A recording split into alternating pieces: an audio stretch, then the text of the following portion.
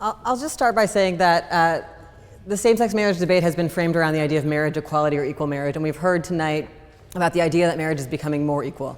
And fundamentally, as the speaker just said, marriage is an institution that is about inequality. It's about the state deciding what particular family formation is the proper one and giving enormous benefits about life-altering things like immigration status, health care, insurance, taxation, to those who conform to the state's ideal and not giving them to those who don't.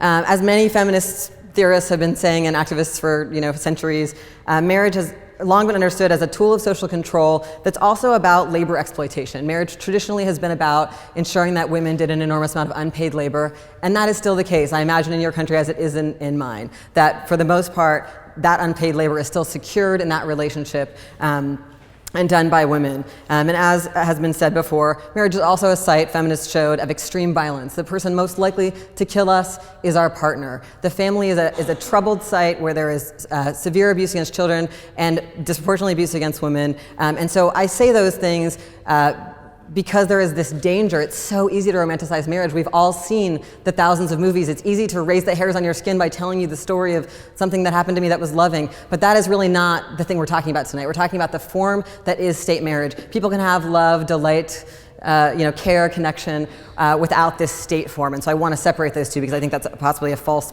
connection. It's important to me, coming from the United States context, to talk also about marriage as a tool of colonialism and racism, which we haven't talked about very much tonight. In the context where colonizing countries, or countries seeking to engage in imperial interventions do so, they usually say the target has bad gender or family formation norms, right? This is a traditional thing historically, and even today we see we have to invade because they're bad for women, bad for gays. These are main logics.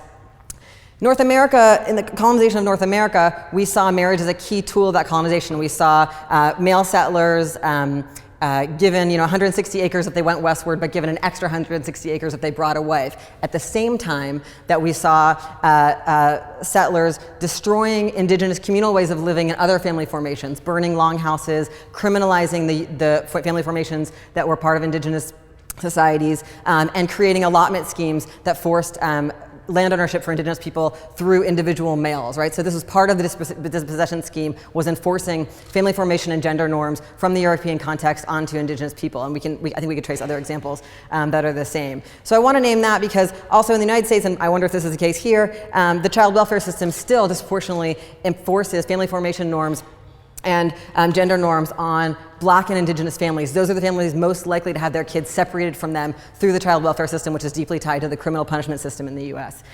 In the US, marriage has also been a strong tool of anti-Black racism. Under slavery, family ties between slaves were not recognized in order to ensure that the slaves' children were property of the owners rather than connected to their parents. And then after emancipation, there was a push to try to force Black people into marriages, and so that there was kind of an explicit idea that this would be a form of social control. So we even see it in the state's own logic. And at the same time, there was a move to recognize all existing relationships between men and women who were formerly enslaved as marriages so they could be criminalized for adultery. It was part of the Black codes and the creation of the convict lease system. So it was really actually a mode of creating what historians now understand to be the origins of contemporary anti-Black mass incarceration in the United States.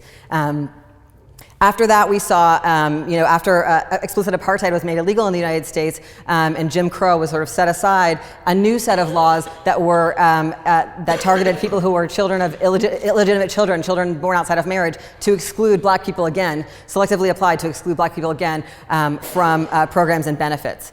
So we've seen this again and again, and in today's version, which is started at least in the 1960s, there's a whole narrative that is in public policy and in social science that says that Black families are pathological because they're insufficiently married.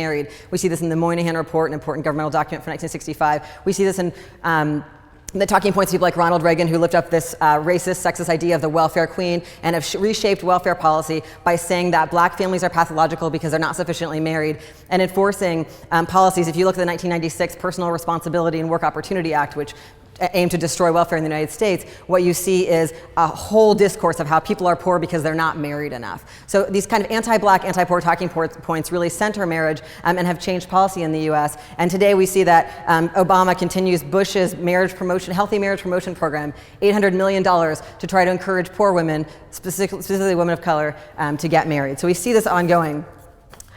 Marriage is also, of course, an important tool of an unjust immigration system. We know that our countries police their borders to keep out undesirables, who are usually cast as people with stigmatized health conditions, people of color, people with hated religious beliefs, poor people. And we see that marriage is this interesting valve in that system, right, where you can only have a potential way through that if you are if you utilize this family form that the state prefers, which is just deeply unjust, right? And additionally, the enforcement of that, who gets taken in for fraud interviews, is your marriage real or not, is heavily racially targeted in the United States and targeted against Muslims and other people with, who are part of currently hated groups. Fundamentally, marriage is about... So that marriage has these racist, colonialist, sexist, what have you, origins, but couldn't you extrapolate these points to include the whole state and government itself? So you wouldn't say you want to get rid of the entire state, you want to reform the state. So how can you extend that on saying instead of getting rid of marriage, reform marriage as you reform the state itself?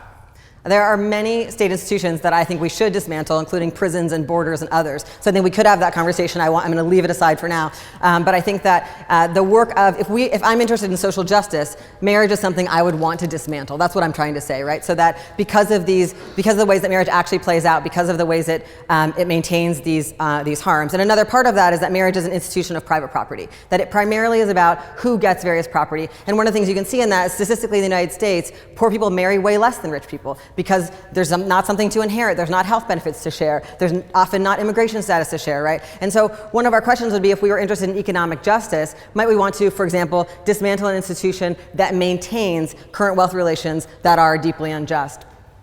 Societal myths about marriage, which are replicated, unfortunately, in same-sex marriage advocacy, tell us that marriage is about love, about care for elders and children, and about sharing the good life together. And they even argue often that marriage is the cornerstone of a happy personal life and a happy society, or a civilized society, or proper society.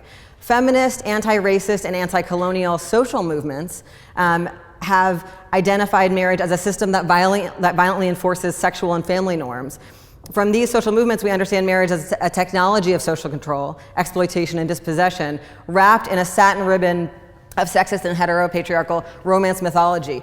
The reasons we all feel so fluttery when someone tells us a story about an engagement, a public engagement, is because there's a giant diamond industry, there's a giant wedding industry, there's a giant weight loss industry, there's all these industries that are encouraging us, there's a giant film industry that have fed us this idea that this thing will make us happy. Yet we know from common sense, from looking at the world around us, that people are happy and unhappy in many ways, and that marriage is actually not providing this fantasy. It might be interesting for us, I think, politically, to dismantle this state institution because of its limitations, but also to ask ourselves some questions about our romantic notions about an institution that is fundamentally an institution of social control, that we have been told to take kind of the best things about our relationships and say that they come from that, and they do not. So I hope that you all will pass this resolution.